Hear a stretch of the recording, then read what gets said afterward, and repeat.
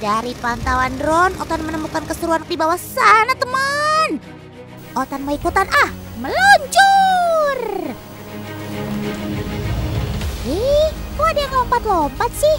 Om editor, coba kasih gambar lebih dekat dong. Wah, itu kan si ikan bandeng. Berarti Otan datang di waktu yang tepat nih. Asik. Tapi tunggu. Sepertinya Otan kenal sama kakak cantik berbaju kuning. Ya ampun, ini kan salah satu host program petualangan di Trans 7.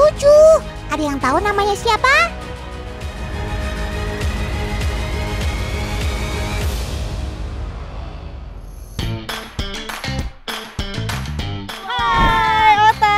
Bener banget, hari ini Kak Salini bakal nemenin Kak Vena berpetualang di sini. Kita mau ngapain nih, Kak? Nah, kita mau panen bandeng sama warga-warga sekitar di sini. Pasti bakalan seru banget, udah gak sabar nih ya, Kak? Iya. Jadi tetap ikuti jejak saya, jejak si Otan.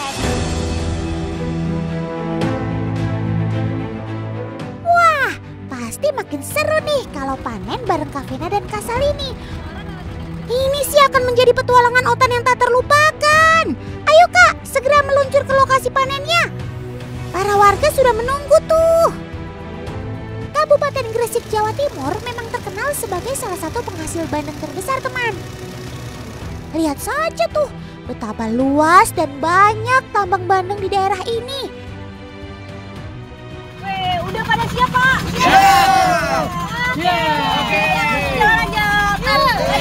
Kita mau ke arah. Biasanya panen bandeng dilakukan saat air masih memenuhi tambak. Tapi kali ini cara panennya agak lain. Nih lihat aja, air di tambak benar-benar dikuras sampai habis. Wah, kalau begini sih nggak ada cerita lagi deh bakal ketabrak sama sobat Otan ini saat panen.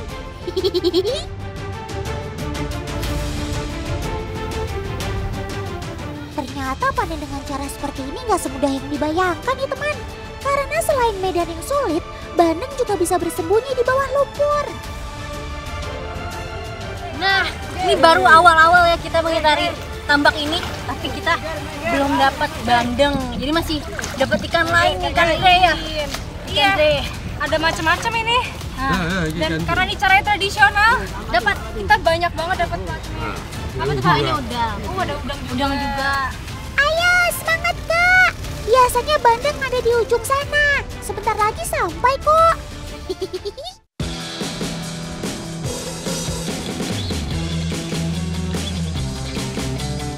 Selain gesit, bandeng-bandeng ini terkenal memiliki lompatan yang luar biasa. Hal ini dikarenakan bandeng memiliki ekor yang kuat, sehingga bisa mendorong tubuhnya untuk keluar air. Selain itu, tubuhnya yang panjang seperti torpedo memudahkan mereka untuk bisa bergerak cepat di dalam air. Mantul! Dalam sekali bertelur, induk bandeng bisa mengeluarkan 3-4 juta telur loh. Banyak banget. Aku dapat yang besar nih. Ini kira-kira ukurannya 1 kilo isi 3 ekor. Agar lebih mudah mengumpulkan bandeng, kita tetap butuh jaring untuk menangkapnya teman. Tapi karena ini ada di lumpur, pasti akan jauh lebih sulit. Oh iya, ada yang tahu nggak sih kenapa jaring ini berisi di daunan? Jadi ini merupakan cara agar bisa menyapu bersih ikan yang ada di tambak ini. Kalau pakai di daunan, ikan-ikan kecil pasti akan ikut terjaring dan tidak bisa keluar.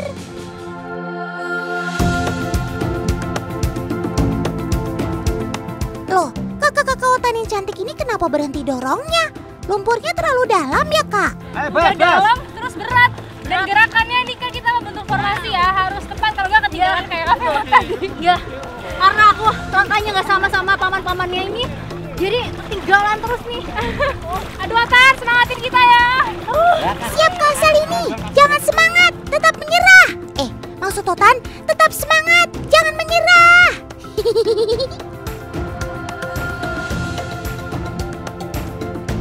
Setelah selesai dijaring, ternyata hasilnya banyak banget teman. Mantul. Nih Otan, lihat hasilnya, banyak banget nih. Ada ikan apa aja nih Kak? Jongkok. Yang pasti Bandeng. Terus ada ini ikan yang besar ini di sini bahasa lokalnya ikan sele. Sama ada mujair juga macam-macam nih. Ada udang juga tadi banyak. Ada ikan yang cukup bahaya juga ya. Oh iya, Ikan kiper nih. Setelah panen usai, ikan bandeng diangkut menggunakan perahu menuju lokasi bongkar muat ikan. Di sini ikan akan dikirim ke pedagang ikan setempat dan seluruh Indonesia. Wah, panjang juga ya perjalananmu, Sob. Ngomongin soal ikan bandeng, Sobat Otan yang satu ini merupakan salah satu ikan konsumsi yang cukup populer di Indonesia. Ikan bandeng bisa ditemukan di Samudra Hindia hingga Samudra Pasifik. Ikan bandeng muda biasa hidup di laut selama 2-3 minggu setelah menetas. Ikan ini kemudian bermigrasi ke rawa-rawa bakau yang airnya payau. Kemudian kembali lagi ke laut untuk berkembang biak. Di Indonesia sudah banyak yang membudidaya ikan ini, teman. Setiap harinya selalu ada panenan ikan bandeng loh, teman. Maklum saja ya, soalnya permintaan akan Sobat Otan yang satu ini tidak pernah turun tuh. Untuk sekali panen, biasanya ikan yang didapat itu beragam ya. Mulai dari 2 sampai puluhan ton per tambak, tergantung luasnya. Untuk memanen ikan bandeng di tambak seluas ini dibutuhkan banyak tenaga. Ada yang bertugas membuka dan menutup pintu air, mengawasi jaring trol, menaikkan ikan ke atas perahu, menyortir ikan, dan juga menyisir ikan yang terjebak di dalam tambak. Semua ini dilakukan mereka secara gotong royong tuh. Cakep! Memang rasa kekeluargaan di sini cukup erat ya teman. Sehingga kalau ada pemilik tambak yang akan melakukan panen, pasti keluarga dan kerabat dekatnya akan ikut membantu. Kermaks, keren maksimal. Oh iya, budidaya bandeng di tambak ini masih menggunakan sistem tradisional dengan pasang surut air laut menjadi kuncinya. Bandeng tidak diberi makanan tambahan apapun atau bisa dibilang organik, sehingga mereka hanya makan lumut, plankton, dan juga makanan lainnya yang ada di dalam tambak. Dibutuhkan waktu kurang lebih 6 bulan sampai bandeng siap dipanen. Lihat, jumlah panen yang kita dapatkan hari ini lumayan banyak kan?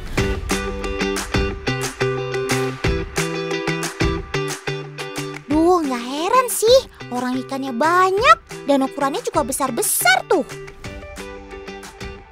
Orang yang menjaga di jaring trol aja dibuat kewalahan.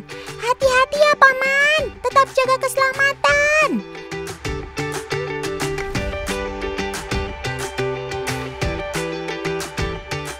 Dalam panen massal seperti ini, biasanya ada 2 jenis bandeng yang biasa kita temukan.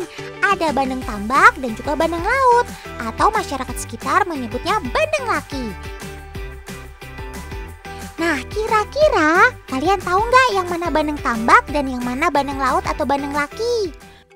Jadi, perbedaan bandeng tambak dan bandeng laut itu bisa terlihat dari bentuk tubuhnya. Bandeng tambak biasanya memiliki ukuran tubuh yang lebih gemuk, sedangkan bandeng laut tubuhnya lebih ramping dan memanjang. Meskipun keduanya tetap ikut dipanen, tapi ternyata bandeng laut ini adalah hama loh. Selain dapat menghambat pertumbuhan bandeng tambak, bandeng laut juga memiliki duri yang jauh lebih banyak yang membuat harga jualnya menjadi murah tuh. Nggak heran, banyak juga bandeng laki yang langsung dibuang di sekitar tambak agar tidak memenuhi perahu. Panen ikan bandeng dengan cara seperti ini memang sangat memudahkan pemilik tambak untuk mendapatkan hasil yang maksimal. Pintu air yang dipasang jaring trol membuat tidak ada satupun hasil tambak yang lolos. Tuh lihat, tidak hanya bandeng, ada juga ikan kakap, kepiting, udang, dan hasil tambak lainnya. Mantap bukan? Tapi sayangnya, cara seperti ini juga dapat mengundang predator lain. Salah satunya adalah buaya. Semua hasil yang masuk jaring trol akan menumpuk dan membuat mereka mengeluarkan cairan yang menyengat. Nah, cairan inilah yang membuat buaya datang dan menyerang siapapun yang ada di sana. Apalagi kalau panen dilakukan pada malam hari, buaya akan semakin agresif dan dapat membahayakan semua orang yang ada di sana. Gak heran kalau banyak pemilik tambak akhirnya melakukan panen di siang hari, walaupun dapat berpengaruh ke hasil panennya tuh. Tapi cara ini dinilai lebih aman untuk hasil panen dan juga para pekerja tambaknya. Semoga ke depannya tidak ada lagi kejadian para pekerja tambak yang diserang oleh buaya ya teman. Lagian kan banyak juga tuh hasil tambak yang dibuang di sekitar sana. Jadi kamu bisa makan sampai kenyang. Jadi jangan ganggu mereka lagi ya sob.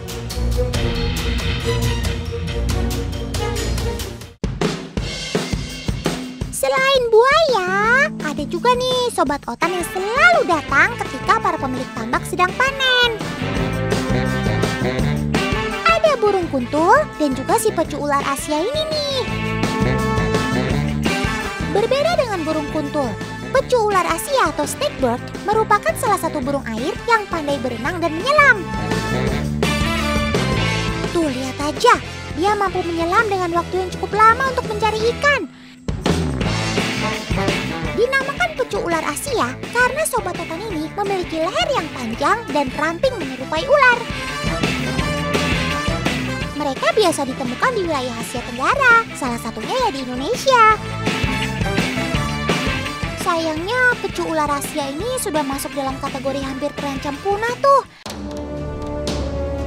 Hal ini dikarenakan semakin sedikitnya lahan tempat mereka tinggal dan tingkat perburuannya yang tinggi.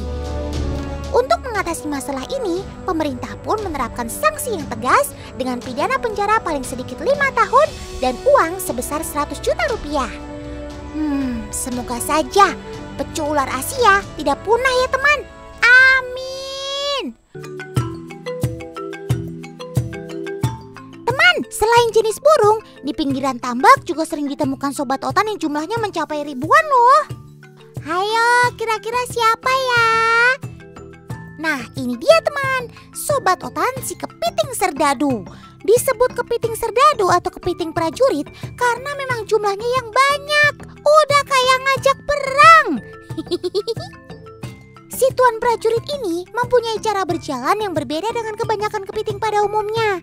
Kalau biasanya kepiting berjalan menyamping, tapi si serdadu ini justru berjalan ke depan, persis seperti layaknya prajurit yang sedang berjalan. Keren kalian sob! Kepiting serdadu ini dengan kekuatan kakinya bisa menggali hingga sedalam 75 cm loh. Padahal ukuran prajurit cilik ini rata-rata hanya 3 cm. Itu berarti ia mampu menggali hingga 25 kali dari ukuran tubuhnya. Wah, luar biasa.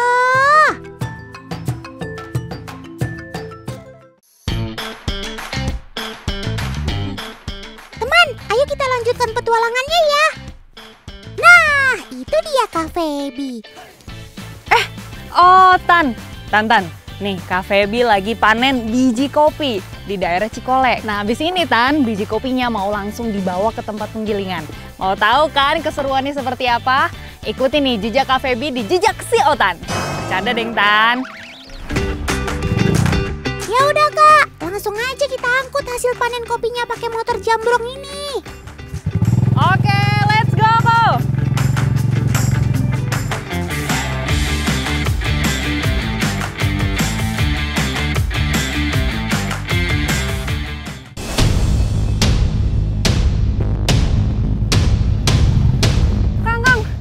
Lihat, itu ada musang terjerat.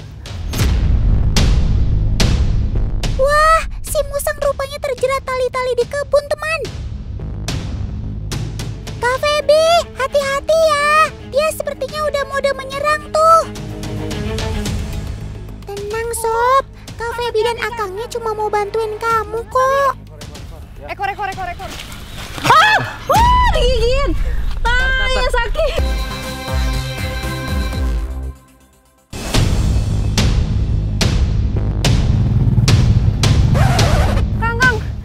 Lihat, itu ada musang terjerat. Hati-hati Kang. Oh, jadi barusan Kak Feby kena gigitan. Nih, untungnya udah pakai sarung tangan. Memang kalau musang liar itu, dia nyerangnya itu dengan gigitan. Kang hati-hati Kang. Si musang ini sejatinya adalah hewan bernaluri buas, gesit dan lincah yang dilengkapi dengan gigi yang tajam. Di alam liar, reaksi yang cepat dan gerakan yang lincah menjadi senjata sekaligus pertahanan diri si musang saat berhadapan dengan musuh alaminya, teman. Ya, seperti si ular piton ini. Si ular bisa saja memangsa musang.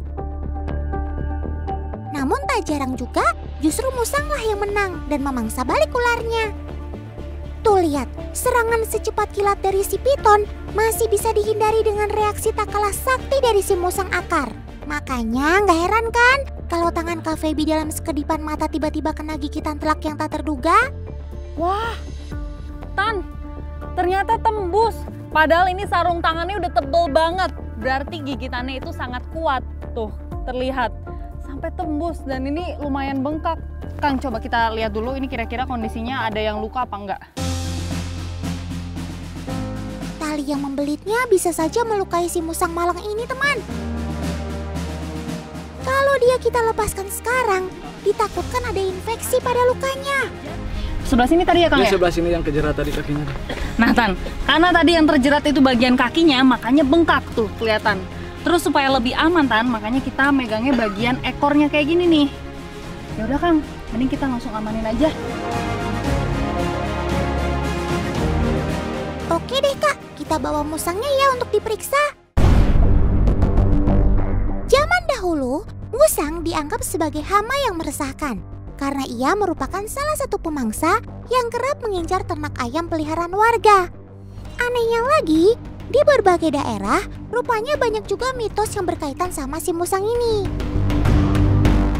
Masyarakat di daerah percaya, musang adalah hewan yang memiliki aura kuat dan dapat terkoneksi dengan aura pemiliknya. Sebaliknya, musang akan membawa bencana dan petaka jika dia diperlakukan tidak baik oleh pemiliknya. Bahkan ada yang percaya, musang juga dapat menangkal kiriman ilmu hitam. Otan sih nggak percaya beginian ya teman.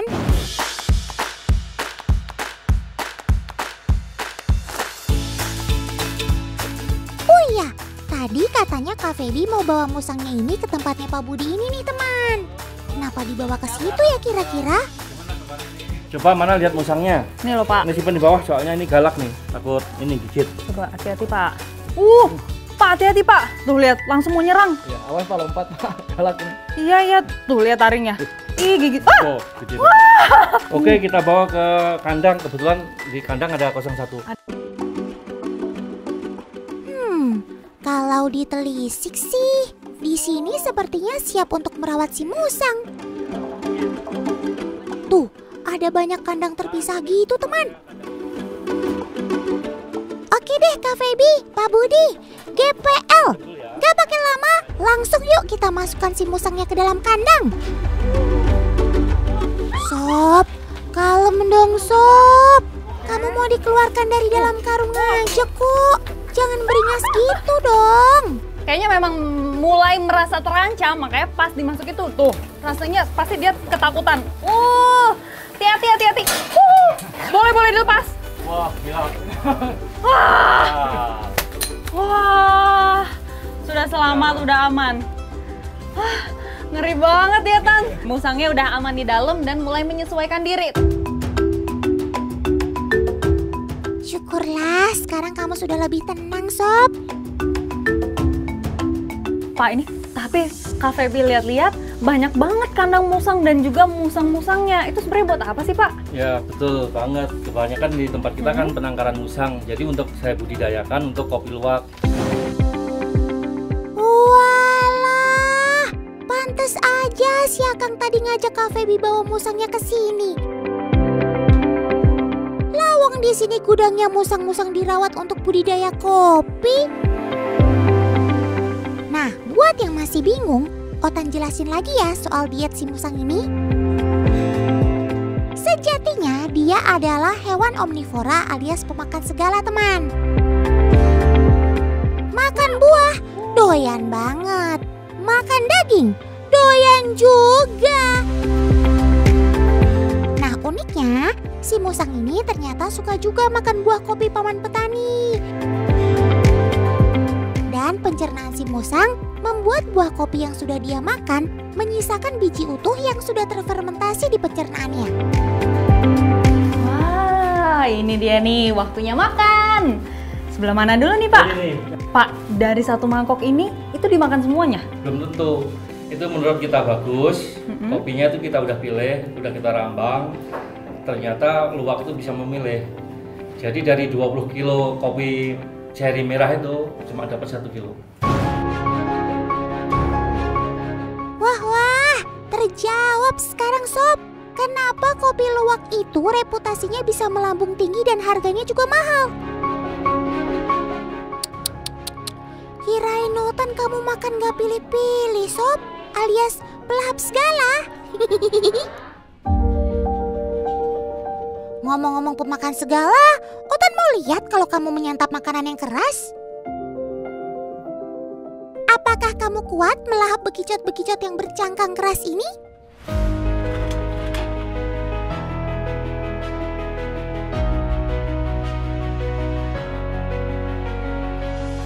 Wah, langsung dong dikunyah tanpa ampun bekicot berikut cangkangnya.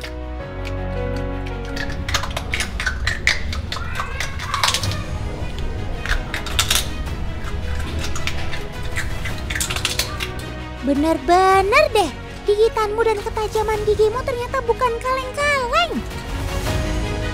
Sekarang terbukti ya, meskipun dia berwajah imut dan bersahabat sebagai peliharaan, kita tetap harus waspada sama senjata gigitannya ini. Apa itu tadi yang loncat? Sekilas mirip si musang, tapi warnanya kok berbeda? Coba Otan lihat tayangan lambatnya. Oh, ini sih namanya kuskus, si mamalia berkantung. Jangan tertukar dengan musang ya teman.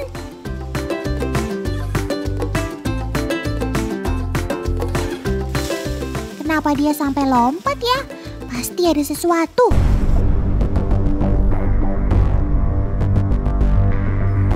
Oh, jadi ini toh penyebabnya.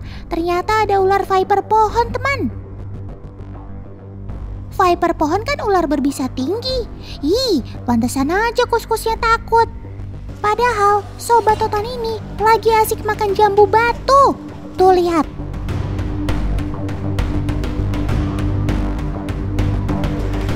Yap, kuskus memang hewan herbivora teman. Jambu batu ini adalah makanan favoritnya.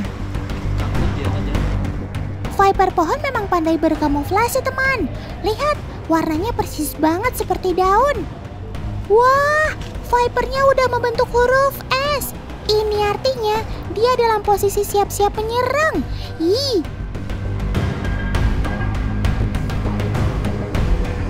Ayo sob, cepetan kabur. Aduh, kok malah dideketin? Ya ampun, kok jadi hadap-hadapan begini? Gak ada takut-takutnya nih si kuskus. Sob, ayo cepetan kabur sob. Bahaya tahu. Nah iya gitu, panjat terus pohonnya. Weh, cepet banget ya manjatnya. Gak usah heran ya teman, soalnya kuskus adalah hewan arboreal. Pantesan. Makanya kalau urusan panjat-memanjat, bagi hewan bernama latin Spilokuskus maculatus ini mah kecil. Tuh kan, tahu-tahu udah sampai di ujung. Karena nggak ada batang lagi untuk dipijak, sobat Otan ini pun akhirnya terpaksa mengeluarkan jurus pamungkasnya, yakni meloncat. Hap!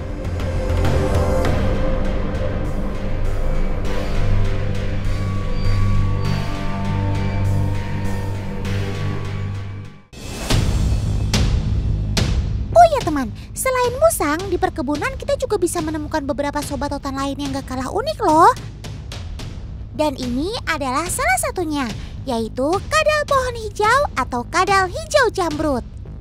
Kadal ini tersebar luas di Indonesia. Dalam bahasa Inggris disebut Emerald Tree Skink.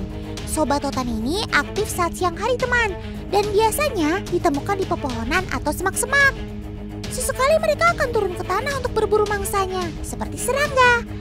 Kadal ini memiliki mode berburu yang cukup efektif karena pergerakannya yang tenang. Saat mangsa sudah berada dalam jangkauan, sudah pasti serangannya akan tepat sasaran. Pelan-pelan sob makannya, Otan gak minta kok.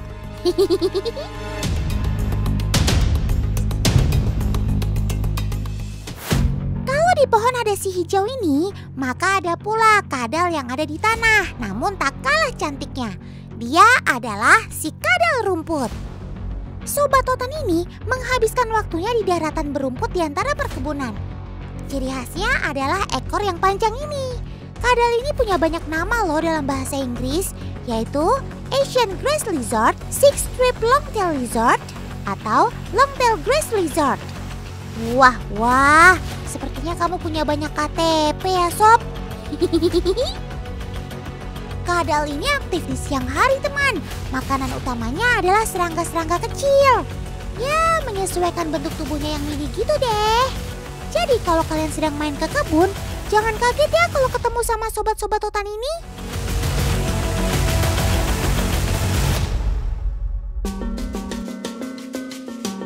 Teman, kalau beruntung kita bisa menemukan sobat Otan yang sedang bersarang di antara batas perkebunan dengan hutan loh. Nah, sarang yang bisa kita temukan salah satunya adalah si burung madu kelapa ini teman. Beruntung Otan bisa menyaksikan langsung betina yang sedang meloloh atau memberi makan anaknya. Jadi terharu. Biasanya dalam satu sarang terdapat 2 atau 3 ekor anak burung. Mereka secara bergantian mendapatkan makanan dari indukan mereka. Iya, kalau diperhatikan, sarang sobat Otan ini terbuat dari rumput, serat pohon, kulit kayu, dan jaring laba-laba. Desainnya juga mengagumkan karena sarang ini memiliki pintu pada bagian atasnya. Sementara bagian belakang sarang rajutan ini mengait pada ranting pohon. Eits, jangan takut teman. Sarang ini tahan kok terhadap berbagai macam cuaca dan suhu. Keren kan sobat Otan yang satu ini?